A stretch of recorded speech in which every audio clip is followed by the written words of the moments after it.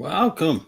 A little early, about 10 minutes early, but if we start early, we can hopefully maybe end early. We'll see who shows up, what type of questions we have. Welcome, everybody. It's Answers by Guess.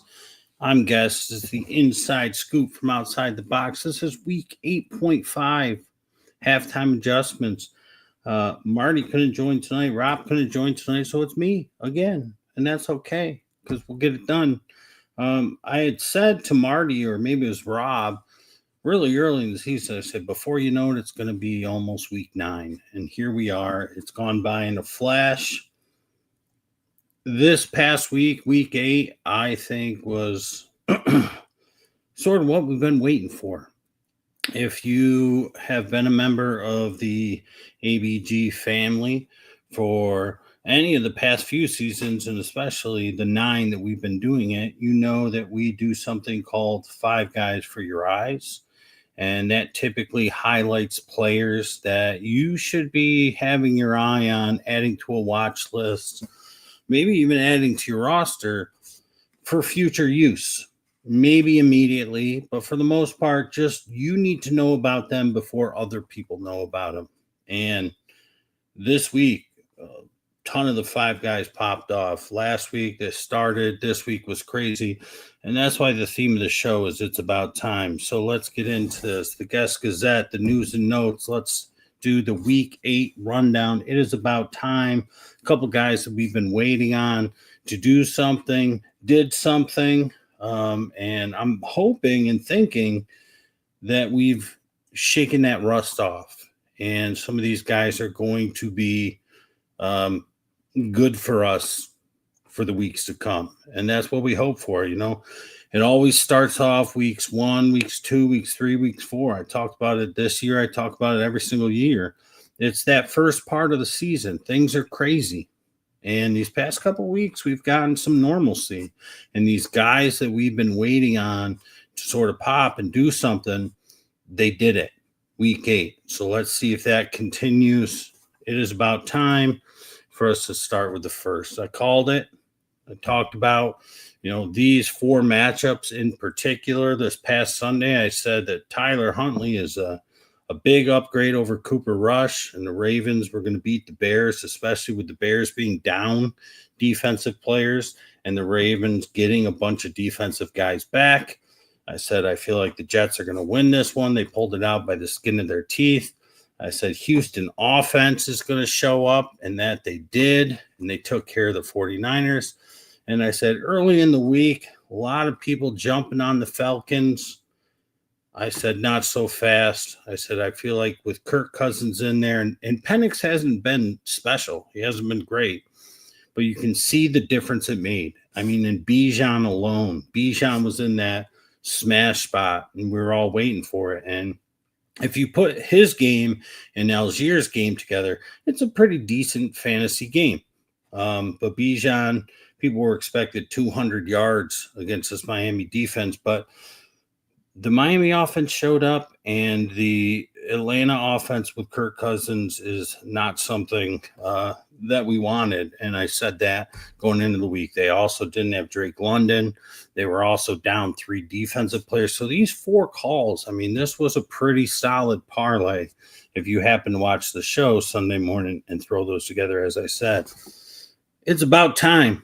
These 3 guys, Roman Wilson, we talked him up early on. He was a 5 guy for your eye.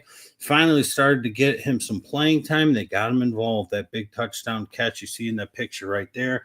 Troy Franklin, we saw flashes of it here and there. He had one really big game early on. I had been saying since the beginning of the year, I felt like he was going to finally take over. He's down in the bottom right-hand corner as their number 1 over Cortland Sutton.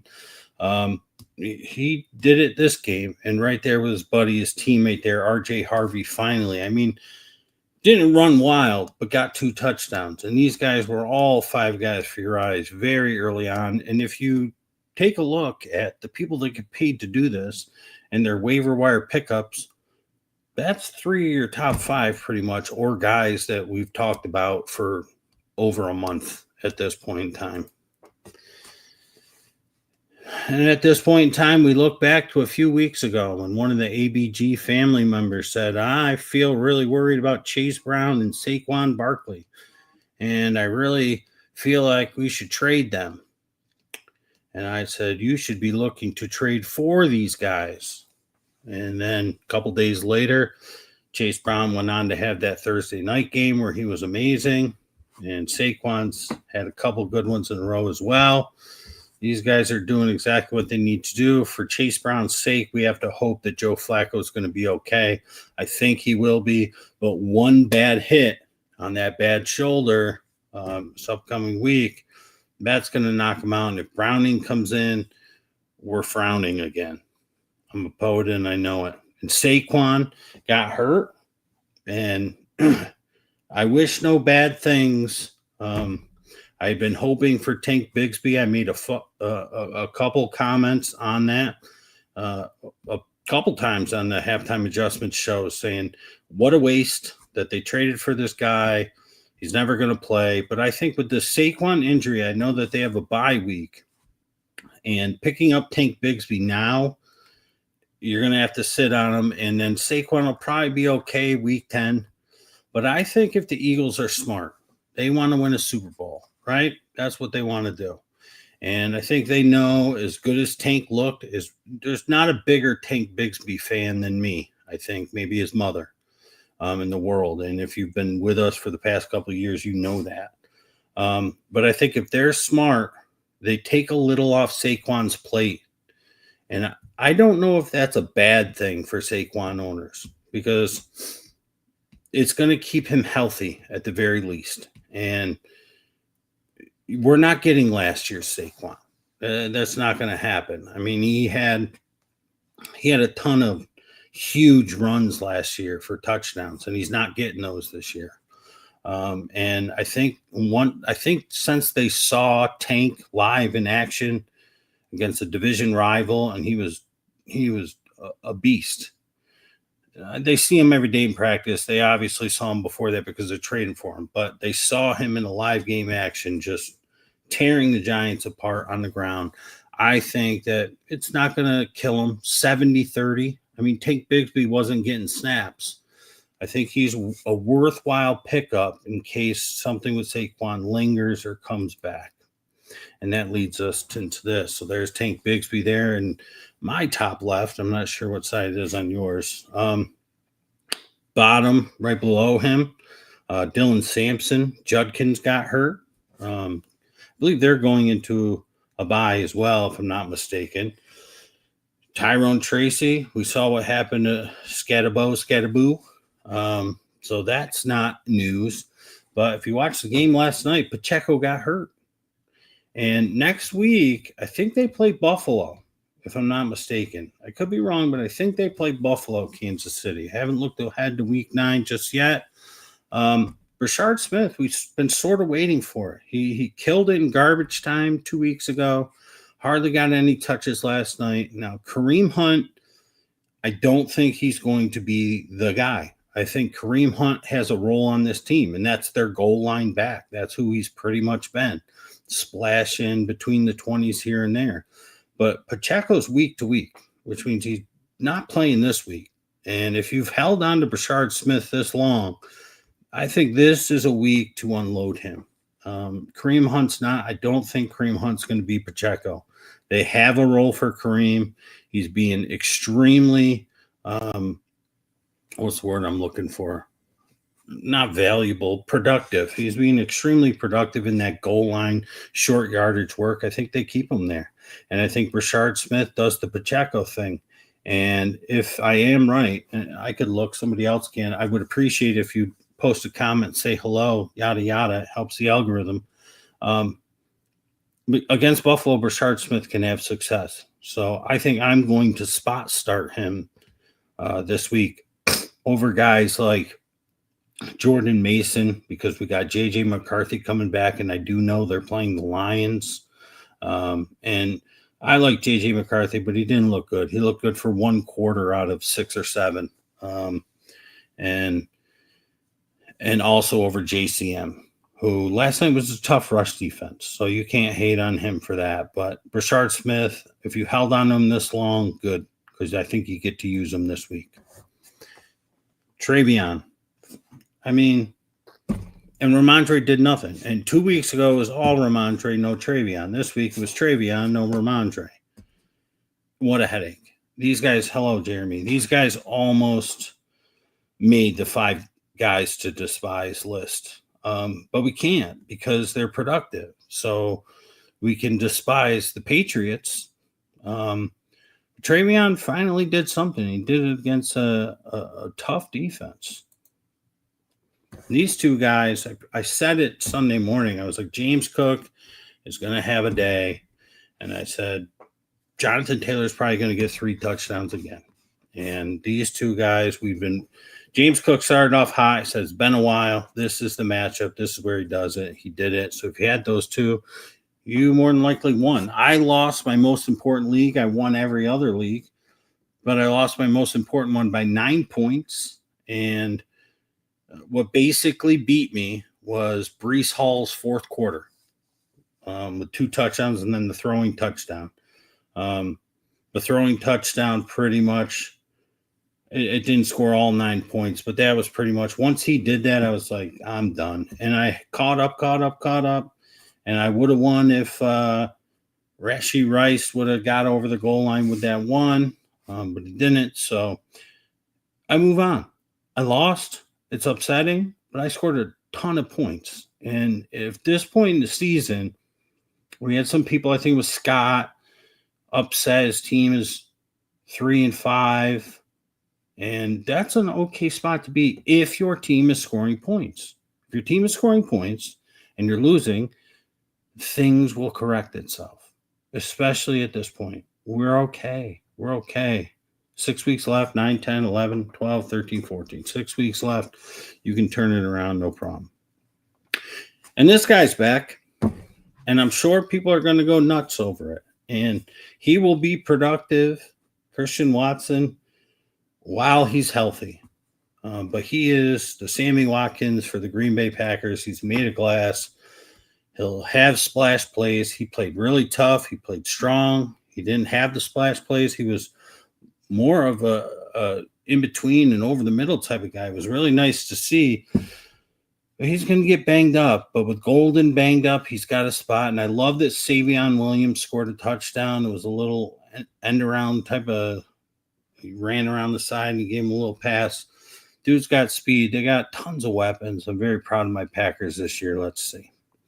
On to the questions. Jason said, please analyze. I'll do my best. Who's my start sits? In the white, I have my starters. Gray is the bench. Sure.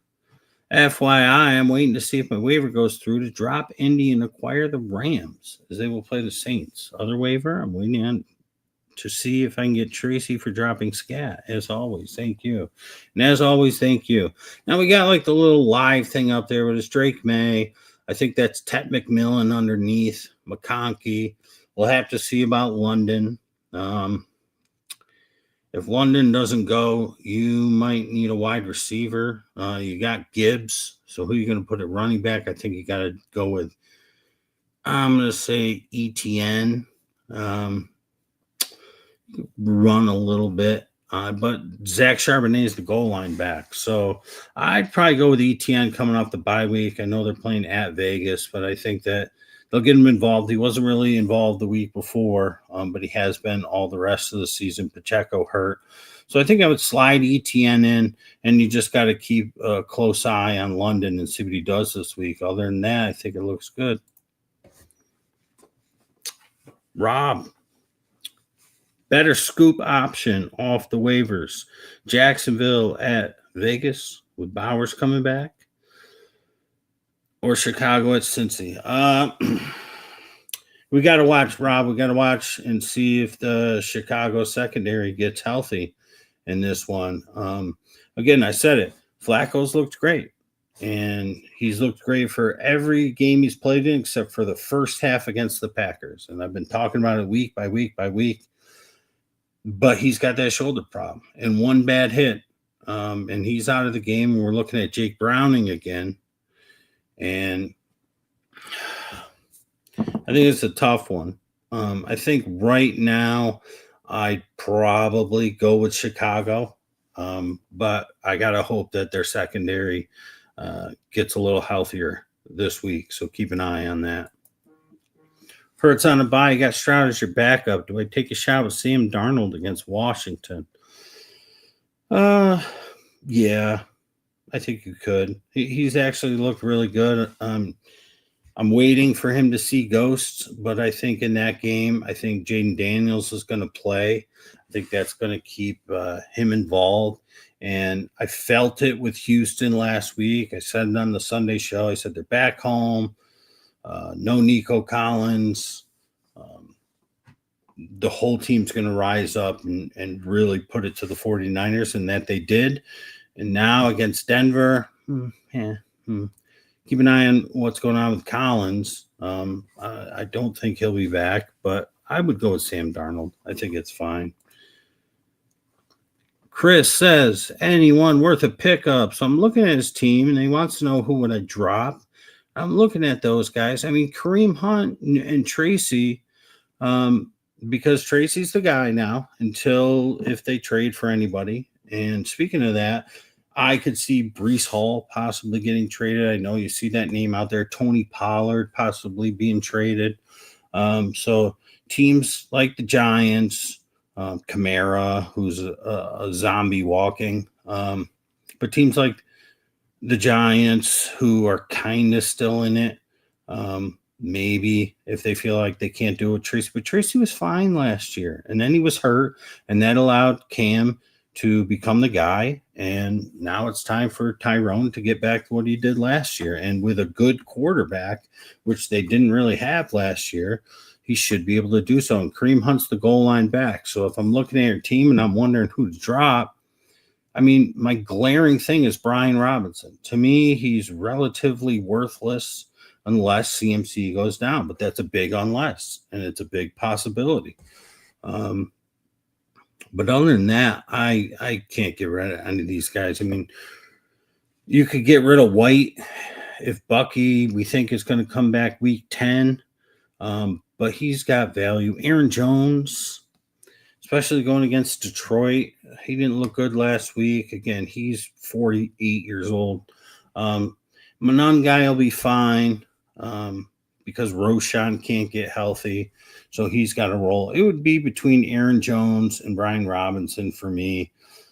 Who has the highest value in case CMC goes down? Brian Robinson for sure. So if you want to get rid of Aaron Jones more, I think that would be good. If you want to get rid of both and try and get Tracy and Hunt, which I don't think you'll be able to do, but if you could, I think that would automatically improve your team. You got a starter and a goal line back versus a backup and an aging vet. All right, before we get to 5 guys to despise, I'm going to get to these live questions. Do I need to find someone on waivers, or is JCM or Vidal a decent Barkley fill-in? I think JCM's just fine. You got to realize they were playing against the Chiefs. The game was close early. They were a really good run defense. And then it sort of got out of hand. He sort of got, phased out of the game. Vidal, will he be their third down back when Hampton comes back? Because Hampton will be back soon. For this week, I think either one of them is fine. Could you find someone on waivers? Sure. But who you dropping and who's out there? You know the deal, Jeremy. Yeah, you won a league at 6-6 and there was no divisions. Well, you had to have been at least 7-6. Or 6-1, and then if it was over the past couple of years, it would have been 8-6 or 7-7, right? Because I think there's 14 weeks. But yeah, if you're 3-5 right now, you're 100% alive. I mean, I don't have any teams with that bad of a record this year. Knock on wood. Hopefully, it stays that way. But in years past, I have. I mean, I've been like 2-6, 2-7. I'm fighting to the end, and I made it all the way to 6-7, 6-8, and just a game out of the playoffs. And then you just keep playing for pride at that point. Worst comes to worst. It's okay. Hey, Landyan PS. or hey, Landy on PS. Are you on the PlayStation? Is that what it means? I'm not sure, but I'm glad you're joining us from Twitch. Listen, the first couple people that joined us for Twitch, we just started streaming on Twitch this year. I've been doing Facebook for 9, YouTube for about 4 or 5. And the first couple people we got were all bots. And now we're getting real people. And that's awesome. You traded Henry, Egbuka, Warren, and Swift for Bijan, JSN, Walker, and Debo. Team is now Daniels, Gibbs, Bijan, JSN, London, Kittle, Walker, Debo. Off the bench, Flacco, Hampton, Dobbins, Wilson, Hunter. Is that Michael Wilson? Is that who your Wilson is? And I imagine it's Travis Hunter. Yeah, I mean, I think this week, and I'll talk about it in a few minutes, but I think Derrick Henry's going to have a really good week this week. But I think getting rid of him was okay, especially because you upgraded with Bijan. I think JSN is an upgrade over Egbuka. Egbuka is still not healthy. Baker's taken a sort of a step back the past couple weeks with his guys being out. One loss out of the couple, but he's still looking great. I still love him. But I think JSN, he's the leading wide receiver in football, so you got him. Walker, I worry about at times, simply because Zach Charbonnet is their goal line guy, and I'm a Zach Charbonnet fan more than I am Walker, and I just feel like for whatever reason, with good reason, because Charbonnet's that dude. So he's not going to be 100%. However, what I like about this, I know you gave away Swift, but I like that you at least got 2 wide receivers in return. Now, trading away Warren, who's about as solid as it gets with tight ends, because you know you're going to get something each and every week, and you got Debo, who's not a tight end. And I'm going to talk more about him in a little bit, but I mean, he's hurt again. I mean, he's made of glass. So Debo, I worry about a little bit. However, I'm looking at your team, JSN, London. You got Kittle. It looks like Walker's going to be your flex. So you got 2 flexes. So Debo, I mean, we could, once Hampton comes back, we could get rid of Debo and throw Hampton right in there and your team is stacked. You could even put Travis Hunter in there over Debo. So I like the trade. I think you got the 2 best players in the trade, and JSN and Bijan. You gave away a little bit with Swift and Egbuka, but I like the trade for your team for sure. And you got Kittle in there who, well, if he can stay healthy, we know what he's going to do. I jumped the shark there. Kraft seems like a must-start, of course. Yeah. Any tight end who's involved. Jeremy, you know the rules. You've been with us long enough. If your tight end is giving you 4 for 36 in a PPR and sometimes even a half PPR, that's pretty good for a regular tight end. Kraft is getting you a lot more than that. I'd put him in at least the top 8 minimum, if not top 5 for sure. All right, so let's get to it. 5 guys to despise. Number 5, Jerry Jeudy. As if anybody is even playing him at this point. We've waited, it seems like, his entire career for him to do something. He did something at the end of last season, 3 or 4 games with Deshaun Watson, I believe it was, or was it Flacco? I'm really not sure. But not Deshaun Watson, Jameis Winston or Flacco. But if he's on your team right now and it's waiver Tuesday, just dump him. I know they got a bye week. That makes it even easier. Just dump them. Pick up anybody. Pick up anybody with a pulse. I'd pick up Christian Watson, who I know is going to get hurt again by week 11 over Jerry Jeudy. Number 4, Roschon. And I only put him here because I talked about last week, a 5 guy for your eye. This is a guy that you should pick up. This is 5 guys to despise. These are guys you should forget about. Switching it mid-course, mid-season, at least for this week. Because I had Kyle Monangai on here as a guy that you should be looking at to scoop, because I felt like Roschon was going to be traded. And I think he would have been, or would at least be on the block to be, but dude can't stay healthy. And it's been this way his whole career. So forget about it. If you saw last week's show, and it was like, keep an eye on Roshan, even though he wasn't a 5 guy for your eye. We've been talking about him for years, because he might land somewhere to be useful. Just forget about him. Despise him. Forget about him, because even if he goes somewhere, he can't stay healthy, so there's not even a reason. Number 3, Darnell Mooney. My disdain for him is well documented. I mean, I was a brief fan of his for a little bit of time in Chicago. He's always hurt. I just don't. He's name value, and his name really has little value. But people grasp onto him. But I'm urging you to just forget about Darnell Mooney, even in a game where they're playing the Dolphins and there's no Drake London. Darnell Mooney can't do anything. Need I say more? Number 2, Tony Pollard. Now, he might get traded, but Rob was on the show with me, I think, like somewhere around week 2, 3, or 4 or something. I was like, I got a feeling, he needs Spears there to really help him.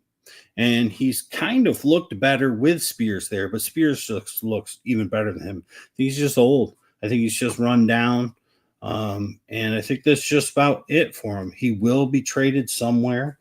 I'm not sure where he'll go, but the Titans are so terrible, they have to get rid of him. They have Spears. They don't need Pollard. He's going to go somewhere, and I'm not sure I'll really care if he does, unless they have an amazing offensive line. But despise him at this point. Put him on the bench. I benched him last week, and I still won my matchup, and that's the only reason I did, because I had Herbert and Oronde Gadsden on Thursday. And I was just like, I'm going to smoke this team. And I ended up winning by like 40-something. So I put Devin Neal in instead of Pollard. And would you know that Devin Neal only scored like a point or two less than Pollard? I mean, come on. And I was just doing that, messing around. And number 1, I'm sorry, Hey Landy on Ops PS. I despise Debo. I do. He can't stay healthy. Terry McLaurin's back. Even if he's fine, even if he practices fine this week, I should have despised Deebo Samuel years ago. It's the same story with him. He'll have an amazing game. He'll disappear. He'll get hurt. I'm urging people, and I know you traded for him, and I know you wish good things. And you know what, man? Because you came here and because you commented, I'm rooting for Deebo Samuel for you. But for me, I'm despising him. I kind of did so draft season. I was like, no. I had him last year. I had him the year before. And it's just the same thing over and over. But I hope spot starts. If you need him, he comes through for you. And I thank you for commenting and checking us out tonight. So, week 9 matchup. Thursday, we're going to have the Ravens minus 8.5 at the Dolphins. And there he is, third time's the charm. 2 weeks ago, we thought Lamar was coming back. Nope. Last week, we thought Lamar was coming back. Nope. And I think that was because they kind of felt like they could get it done with Huntley last week. They knew they had a quick turnaround. They didn't want to play the Raven or play last week against the Bears with Lamar and have 3 days rest, essentially 3 days rest, coming off of his injury. So they rested him. Tyler Huntley, they knew he could take care of business in that game at home. They knew the Thursday game was coming. Lamar will play, and I kind of like the Dolphins in this one. Not to win, but to stay within that 8.5. Ravens coming off a huge game where they looked great. Their defense is good, but the Dolphins coming off a huge game as well where their offense finally clicked. You see the over-under right there, 51.5, which means they're expecting both teams to be able to score some points. The Ravens are finally healthy on defense, so they will get some turnovers and cause some problems. But I kind of like the Dolphins if I'm taking a side gambling, and I think that the one player in this game, I'm not sure if people have the rosters to be able to bench him, especially when I think there's 4 teams still on a bye week this week and all the injuries. But there's might be some people out there. And he did score last week, so maybe they're like, all right, I'll put him in the lineup. But I think Derrick Henry's going to have a really good game in this one. Nothing's changed. The Dolphins are still terrible on the ground. Lamar's not going to want to be running that much with his injured foot still. coming off the injury. So I think you're going to see a big Derrick Henry game. I think Keaton Mitchell, who they got involved a little bit more last week, I think we'll see him bust one or two.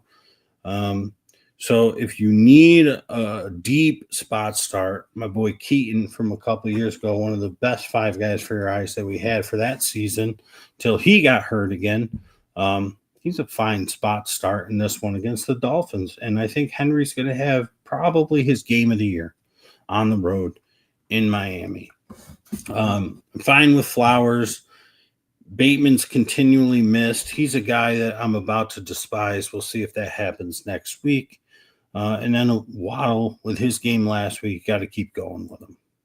So that's answers by guess. This was guests, and this is halftime adjustments. So week 8.5, it's getting more and more important. But I think over these past 3 weeks where things have been normal, weeks 5, week 6, week 7, and there's been a lot of blowouts, but a lot of points scored even in those blowouts from both teams. There has been some low scores, but it's been good for fantasy. The guys that we've been wanting to do something have done some things. You might have had one guy with a down week like a Bijan, but that wasn't his fault. The quarterback play was terrible. And then we've had our 5 guys for your eyes pop up, and it's going to keep happening. I think Brashard Smith, if you've held on to him this long, this is the week. And, of course, it's hard to sit McBride. He's that dude. All right, so thanks for joining us. 8:22, 33-minute show. If you have any questions, Hayland E on PS, if I'm butchering that, sorry. If you're on Facebook, Answers by Guest, Fantasy Football Podcast and Advice. We got a group. We got a family there. Join. You can have your questions answered on the page by me, any of my 2 co-hosts, Rob or Marty, or any of the Answers by Guest family members who've been a part of us for 9 seasons now. Good luck Thursday, and we'll see.